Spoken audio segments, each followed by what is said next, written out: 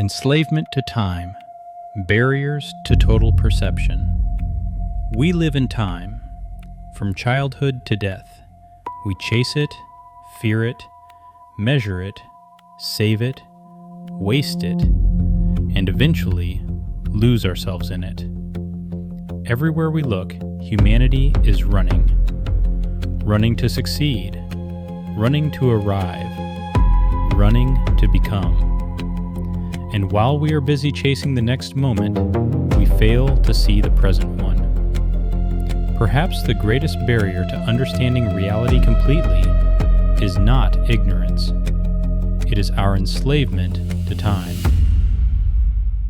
The psychological prison of time. We rarely observe life directly. Instead, we experience everything through the lens of time. Every event becomes a story, a beginning, a sequence, an ending. Without a story, the mind feels lost.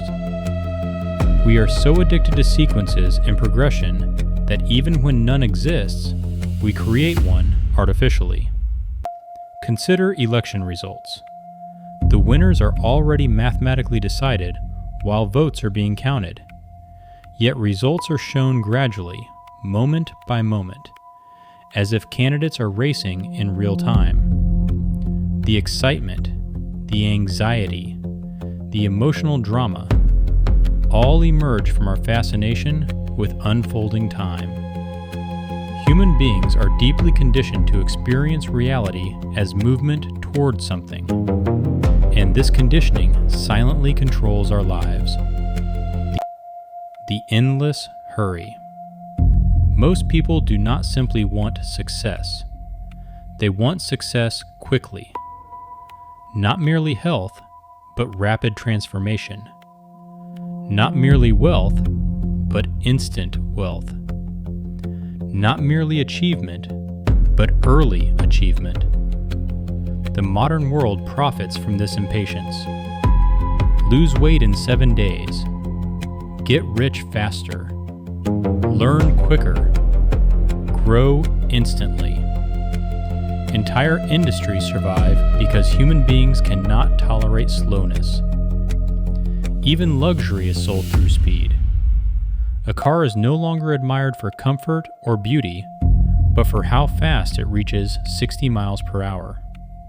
And strangely, the same person who wastes hours in distraction every day suddenly becomes desperate to save a few seconds on the road.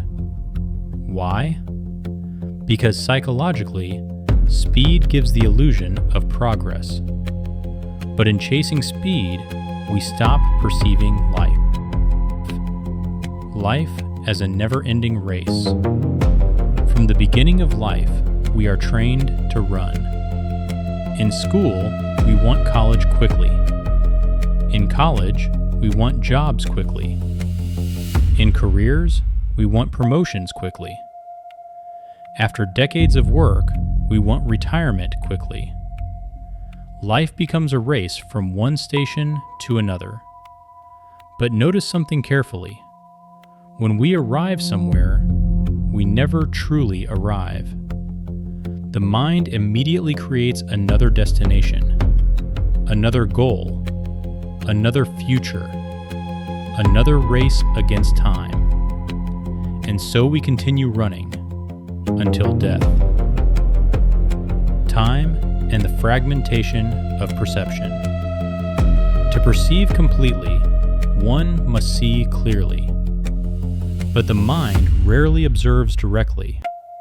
It observes through memory. Recognition itself depends on time. When you see something, the brain immediately compares it with stored memories. Names, images, categories, experiences. This is a tree. This is anger. This is my friend. This is success. Our looking is never pure looking. It is always looking at something. And therefore, every observation is contaminated by the past. We think memory helps perception, but memory also limits perception. Because when the past dominates observation, nothing new can ever truly be seen. Why we cannot see freshly. The mind becomes bored very quickly. Why? Because once something is known, it loses freshness. So we search endlessly for novelty, new entertainment, new experiences, new identities. But even when we encounter something new, we immediately compare it with old memory. The mind can only observe through the known, and therefore the truly new remains invisible to us. This is the tragedy of human perception. We seek freshness while carrying the weight of the entire past into every moment. Can total perception ever exist? A complete perception may only be possible outside psychological time. Not outside clock time, but outside the constant movement of memory, comparison, expectation, and becoming. For one brief moment, imagine observing without naming, without comparing, without asking, "What is this? Have I seen this before? What will happen next?" Just observing, purely, silently, without the observer carrying the burden of the past. Perhaps that is what true perception means. But for human beings, this appears almost impossible, because our entire identity is built from memory and time.